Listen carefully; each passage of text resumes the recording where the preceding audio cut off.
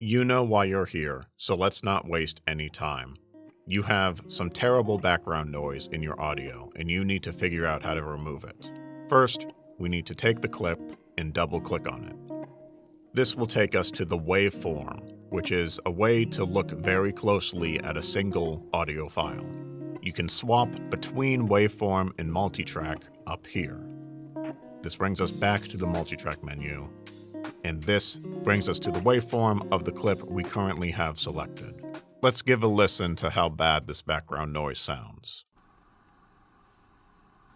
Help! That's not me. That is not me. I don't know where I am. That is an extremely loud air conditioner. You can hear it especially at the very beginning. Help!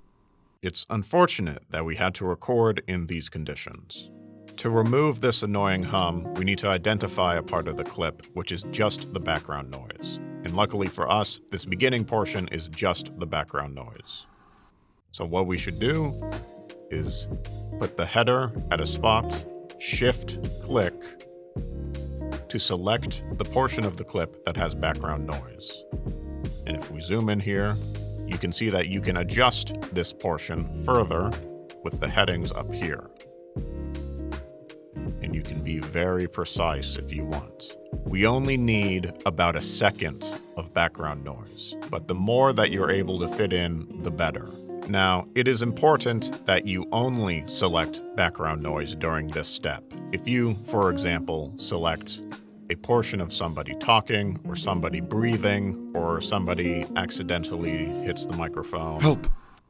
that will mess up the next step of this process. So just to make sure, I'll bring it all the way over here.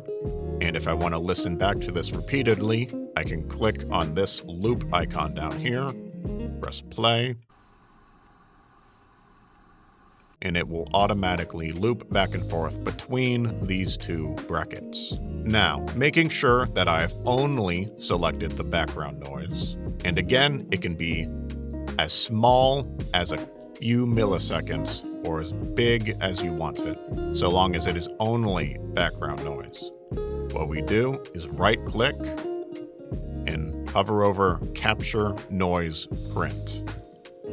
This box opens telling us that we have captured the noise print, and if you had an area that was too small, it will tell you in this box. But for now, we're good. So now, what we want to do is click out of the white area to remove it, go up here to Effects, Noise Reduction/Restoration, and go to Noise Reduction Process. Now you will see this menu. There are a couple things that we need to change before we can hit apply. First, we want to set noise reduction to 90%. I suggest that you change the reduced by to 60. And if you want to be a little bit more advanced, we can increase spectral decay rate to 5. The spectral decay rate will give this program a little bit of leeway when separating background noise and the sound of people talking. Again, we want noise reduction 90%, reduce by to 60, and spectral decay rate to 5. Now, even though we have not applied to this effect yet, we can preview what it will sound like. I am doing completely fine, all thanks to this background noise reduction. Now that sounded a lot better, and we can listen to what it sounded like previously by clicking this button right here to toggle the effect on and off. You can already hear the fan again. I am doing completely fine, and let's turn the effect back on. I am doing, and the fan is gone. Now we want to hit apply. Now, I probably should have mentioned this sooner, but the effect that we just did was permanent. Normally, when you add an effect to a video clip, such as like a hard limiter or whatever, we can remove it easily. However, this process is only undone if you remain on the screen. It is recommended that you make sure that it sounds good before you click off this back into multitrack or you close the project. Because if you do, you will not be able to undo this effect. Now, if we do listen back to it now and we think, oh no, it sounds terrible, we must have accidentally included a small portion of somebody talking in the clip, even though we were very careful. What we have to do is hit Control Z. And we're gonna go back in there. Now it will show you the original audio file. And even though it looks very similar, we can tell because there is no longer an asterisk by the clip name. If we do Control-Shift-Z, we reapply the effect. And you can tell because there's an asterisk. The asterisk is there because it means that we need to save this file before we can do much else with it.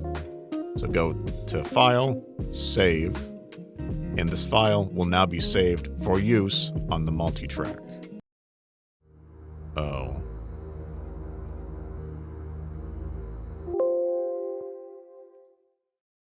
Okay, I was a little bit worried there, but no problem. After saving a file, when using this method of removing background noise, you will get this pop-up. Basically, just click Yes. And now we are able to use it in the multi-track.